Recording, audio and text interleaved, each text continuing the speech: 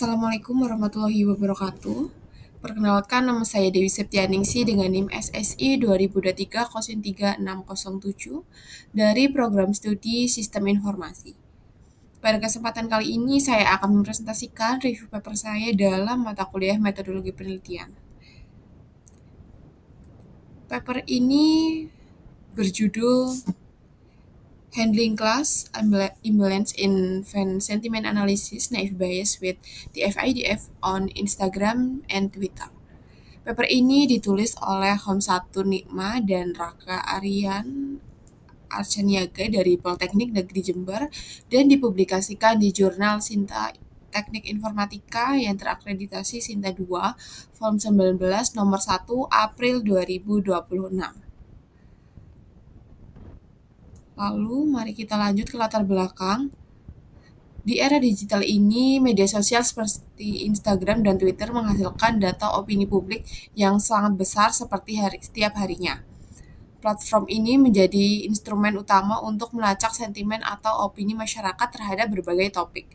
Namun ada beberapa tantangan utama yang dihadapi. Pertama, karakter data media sosial bersifat tidak terstruktur.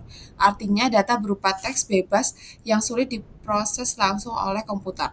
Yang kedua, ada masalah class imbalance atau ketidakseimbangan kelas, di mana jumlah komentar positif, negatif, dan netral tidak merata.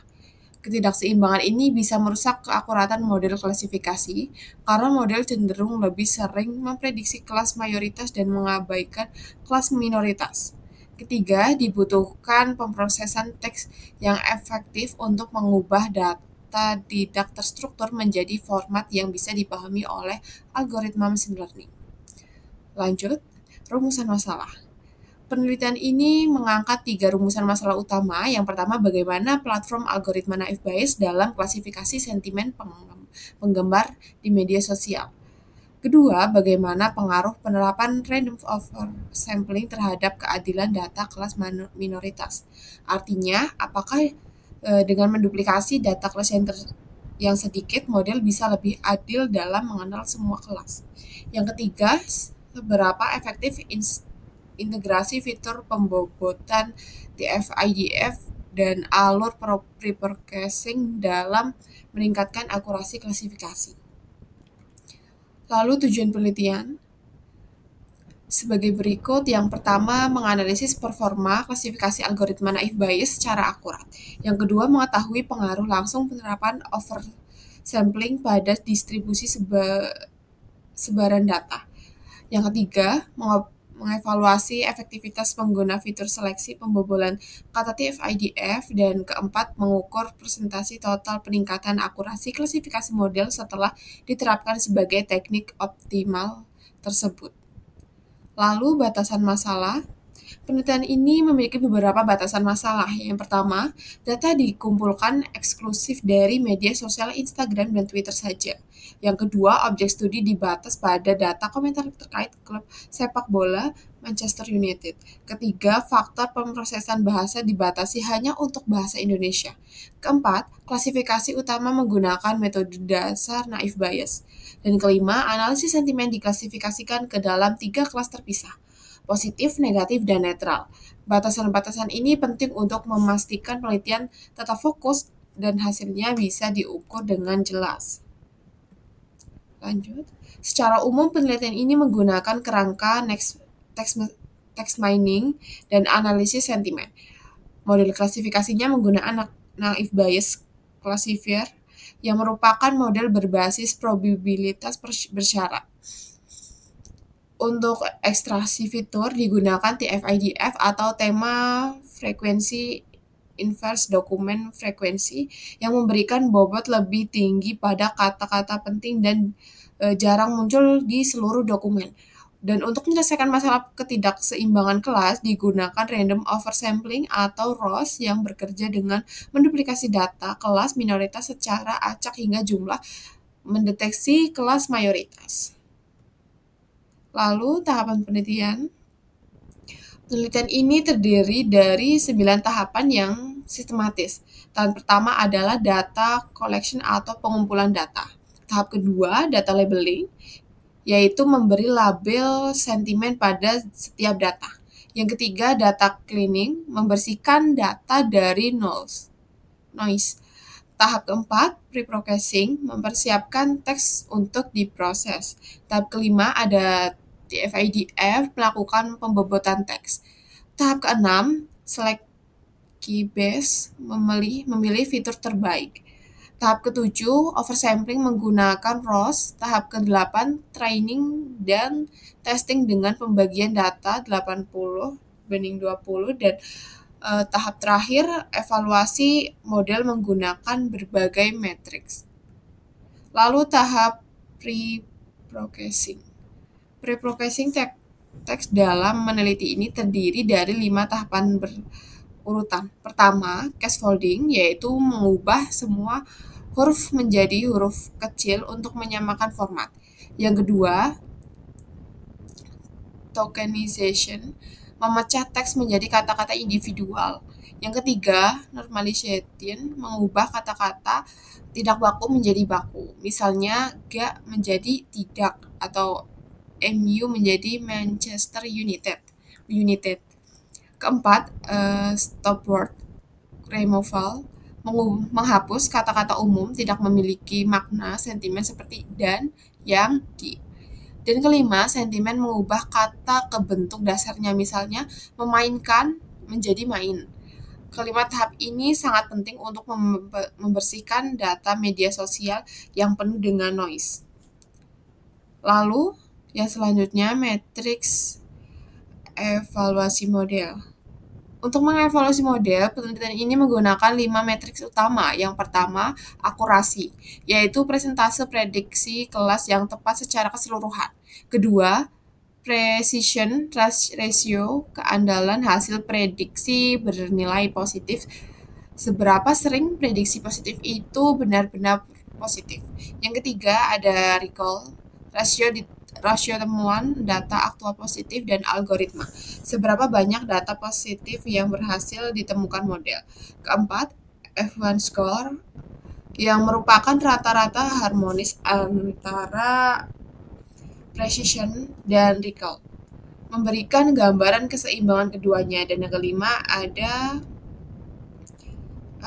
confusion matrix evaluasi data yang mencatat true positif, false positif, true negatif, dan false negatif secara tergular. Lalu, ini adalah hasil utama penelitian yang sangat signifikan. Pada dataset Instagram, sebelumnya oversampling akurasi model hanya 67,08%. Setelah diterapkan random oversampling, akurasi melonjak menjadi 83,87%. Peningkatannya sangat signifikan, yaitu plus 16,79%. Pada dataset Twitter, peningkatan bahkan lebih dramatis. Sebelum oversampling akurasi hanya 61,19%. Setelah oversampling naik menjadi 82,48%. Peningkatan sebesar plus 21,29%. Hasil pembuktiannya bahwa ketidakseimbangan kelas memang menjadi faktor utama yang menyebabkan rendahnya performa awal model dan random oversampling sangat efektif mengatasinya. Lalu analisis permasalahan. Dari sisi analisis permasalahan ada beberapa kendala karakter data yang diidentifikasi. Yang pertama, class imbalance menggunakan performa dan stabilisasi prediksi model klasifikasi. Yang kedua, data media sosial mengandung banyak noise seperti karakter asing, emoticon tidak baku, URL, mention, dan hashtag. Ketiga, sifat bahasa informal di media sosial sulit diproses langsung oleh sistem karena banyak singkatan, tipe, dan bahasa gaul. Namun, penerapan random oversampling terbukti mampu meningkatkan akurasi klasifikasi secara signifikan. Dan secara keseluruhan, penelitian ini sangat relevan dengan perkembangan domain artificial intelligence dan data mining modern saat ini. Lalu analisis metodologi. Dari sisi metodologi ada beberapa kelebihan. Yang pertama, melakukan metodologi disajikan sangat sistematis dan mudah diikuti. Yang kedua, tahapan alur pre-processing teks dirinci dengan lengkap. Yang ketiga, hasil pengujian evaluasi model dikaji secara detail dengan berbagai matriks. Dan keempat, kombinasi fitur TF-IDF terbukti secara menyeleksi bobot kata kunci. Namun ada juga kekurangan metodologi yang perlu dicatat. Yang pertama, penelitian hanya menggunakan satu algoritma, yaitu naive Bayes, tapi membandingkan dengan model lain seperti SVM atau Random Forest. Yang kedua, belum menguji kinerja arsitektur model deep learning seperti LSTM atau BERT. Dan ketiga, skema penambahan dan oversampling berisiko memicu overfitting karena menduplikasi data minoritas bisa membuat model terlalu menghafal pola data latih. Dari analisis hasil, capaian kinerja model cukup mengesankan. Nilai akurasi terbukti meningkat drastis di kedua platform media sosial. Rasio precision dari recall ikut meningkat secara seimbang, yang menunjukkan model tidak hanya akurat tapi juga komprehensif dalam menemukan data. Model klasifikasi akhir menjadi dua lebih stabil dan memproses data baru, dan metode oversampling sangat efektif menekan bias kelas. Namun ada batasan kinerja yang perlu diakui, model ini belum diuji secara langsung dengan data yang mengalir secara real time, sehingga kita belum tahu apakah model tetap stabil jika digunakan dalam sistem monitoring live. Selain itu, algoritma naive Bayes belum mampu mendeteksi konteks semantik bahasa yang bermakna sarkasme atau ironi, yang sebenarnya sangat umum di media sosial. Lalu kontribusi ilmiah penelitian ini bisa dibagi menjadi dua kategori, secara teoritis dan NLP. Penerapan ini memberikan studi acuan empiris dalam penanganan class imbalance pada data tekstual. Penelitian juga menyajikan evaluasi analisis sentimen lintas platform secara komparatif antar Instagram dan Twitter. Dan penelitian ini mendukung pengembangan pustaka korpus NLP bahasa Indonesia non-formal. Secara implementasi, praktis penelitian ini memberi alternatif rencana arsitektur klasifikasi berbasis web menggunakan FALS, dan penelitian ini memiliki nilai relevansi tinggi terhadap optimalisasi sektor digital marketing dan UMKM dalam melacak selera pasar melalui analisis sentimen media sosial. Ada 7 kelebihan utama dalam penelitian ini. Yang pertama, dataset cukup besar dengan 5.000 data sehingga hasil analisis lebih meyakinkan. Yang kedua, pre-processing langkah yang mengenai proses pembersihan data teks secara menyeluruh. Yang ketiga, evaluasi model detail menggunakan matriks pengujian performa yang komprehensif. Yang keempat, akurasi peningkatan signifikan setelah rekayasa random oversampling dilakukan. Yang kelima, TF-IDF dan Selectkeybase based efektif mampu mereduksi dimensi atribut secara cerdas. Yang keenam, komparasi valid berhasil menyediakan dinamika Instagram visual Twitter. Dan yang ketujuh, penelitian memiliki implementasi sistem nyata berbasis web. Namun ada juga 5 kekurangan yang perlu diperhatikan. Yang pertama, hanya menggunakan satu algoritma, yaitu naive Bayes tunggal tanpa pembanding. Yang kedua, belum memakai deep learning sehingga melewatkan pengujian model NLP tingkat lanjut. Yang ketiga, objek terlalu spesifik, hanya berfokus pada Manchester United sehingga generalisasi hasil terbatas. Keempat, model sulit mengenali sarkasme, masih menjadi kesalahan penafsiran pada gaya sindiran. Dan kelima, pada potensi overfitting karena skema replika minoritas acak rentan memicu bias penghafalan data. Untuk penelitian selanjutnya, ada beberapa rekomendasi pengembang. Dari sisi algoritma dan model, disarankan menggunakan arsitektur deep learning seperti LSTM, GRU, atau BERT, menambahkan beberapa jenis algoritma perbandingan untuk memvalidasi performa seperti SVM atau Random Forest, dan mengintegrasikan analisis deteksi emoji serta aspek emosi subjektif pengguna.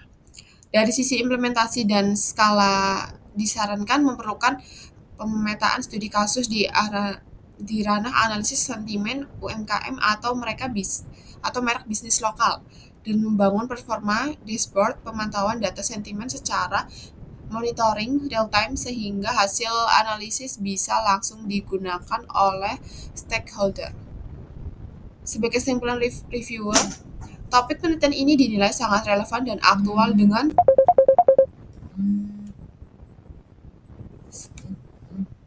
penyusunan kerangka metodologi cukup baik dan mudah direplikasikan penelitian selanjutnya. Penerapan oversampling terbukti kokoh mendongkrak performa klasifikasi sentimen kelas timpang. Sinergi TF-IDF terbukti efektif mendukung proses teks mining bahasa Indonesia dan secara keseluruhan artikel ini sangat layak dijadikan referensi penelitian akademik dalam bidang machine learning dan natural language processing. Demikian presentasi review paper saya. Kesimpulannya, penelitian ini berhasil menunjukkan bahwa kombinasi Naive Bayes TF, IDF, dan Random Forest Sampling efektif untuk analisis sentimen media sosial berbahasa Indonesia meskipun masih ada ruang pengembangnya, terutama pada penggunaan algoritma yang lebih canggih dan pengujian pada teks yang lebih luas. Terima kasih. Wassalamualaikum warahmatullahi wabarakatuh.